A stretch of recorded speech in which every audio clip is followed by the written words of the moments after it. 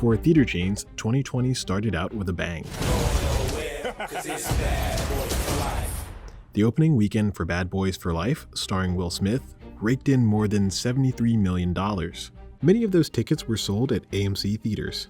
The year before, the world's largest theater chain took in nearly $5.5 billion and was poised for another strong showing in 2020. But the coronavirus pandemic quickly made going to the movies a public health risk, and in mid-March, AMC closed all of its roughly 630 US locations. But the coronavirus pandemic isn't the only thing pushing the company onto financially shaky ground. Here's how AMC went from king of the silver screen to trying to avoid bankruptcy. The first movie theaters opened around the turn of the 20th century, and by 1916, there were more than 21,000 movie theaters in the US. Most were Nickelodeons, named after the admission price of 1 nickel. In 1920, the Dubinsky family purchased a theater in Kansas City, Missouri. Their company would later be renamed American Multi-Cinema, or AMC. AMC introduced the world's first multiplex in the early 60s, and 10 years later, the company owned 183 theaters in 13 states. Soon after, AMC was molding the moviegoing experience into what it is today. Attendance rose in movie theaters in the US as Hollywood sort of improved its ability to build these blockbusters that were rich in spectacle, special effects. AMC played a big role as it was building prominent multiplexes in the 1980s. AMC was also the first theater to install cup holders in the armrests, and they also promoted the ramped up stadium seating that's sort of ubiquitous today. But then throughout time, you had other introductions of technological advancements like the VCR, and you had cable television like HBO. Because of these new at-home options, Sumner Redstone, who owned rival theater chain National Amusements, said he planned to put a halt on building new theaters. Not AMC. By the end of the decade, it had more than 290 locations, but still only around 1,700 of the US's 23,000 total movie screens. In the 90s, the company rushed to build megaplexes with 16 or more auditoriums, faster than any other chain. By the end of the decade, it had 2,700 screens, about half of them in megaplexes. But that building boom put the entire theater industry into debt, to the tune of more than $5 billion. 2 years later, AMC strengthened its balance sheet by selling $250 million of stock to the private equity firm Apollo Management, which effectively took control of the company.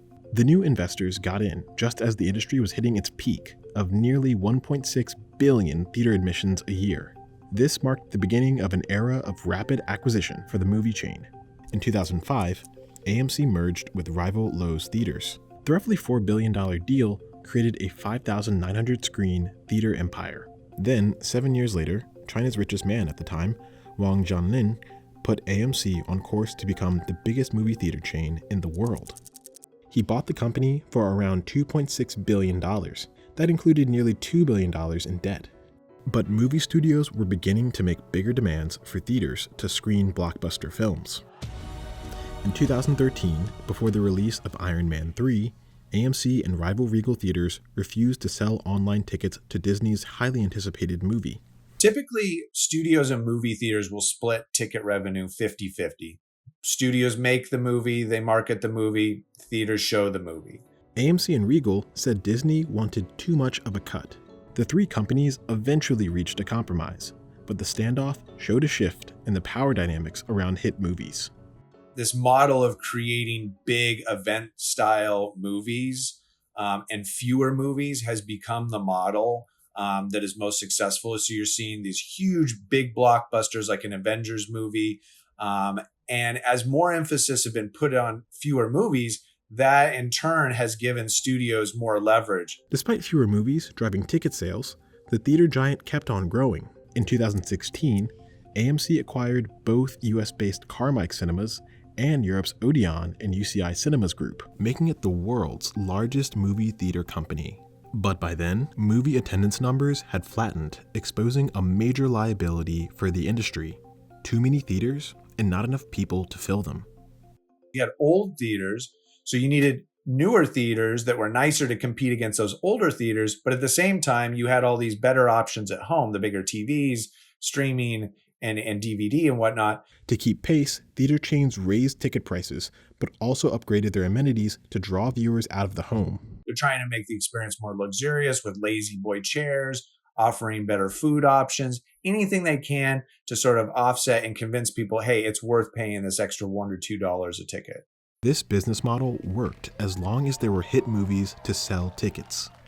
In 2017, revenues climbed with the help of such hits as Finding Dory and Rogue One, a Star Wars story. But the next year, lackluster box office performance led to declining revenues, and AMC's share price plummeted. Add to that another shot across the bow from Disney. It required theaters to commit to giving the studio a record high 65% of ticket revenues to screen Star Wars: The Last Jedi.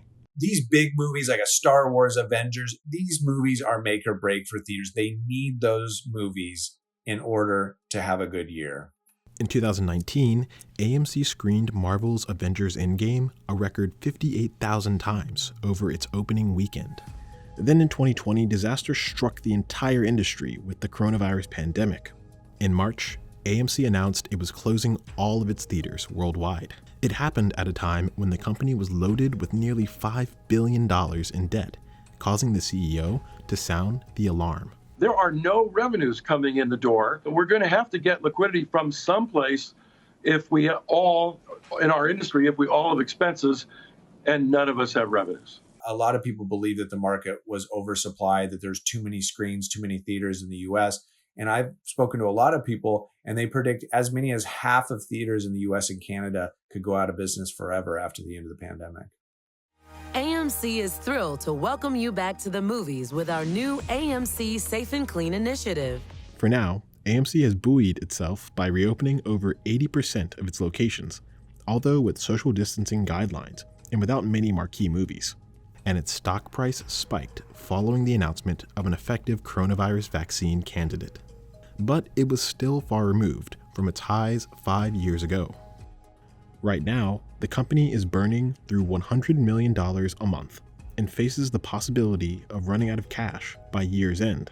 Studios fear that people will just become increasingly more accustomed to watching movies at home. And when the pandemic's over, instead of it bouncing back to normal, maybe even the frequent moviegoers, instead of going 6 or 7 times a year, they're only going 2 or 3 times a year. The CEO recently told investors the company was prioritizing raising cash and reducing costs. But at least for now, there doesn't seem to be much of a silver lining for the silver screen giant.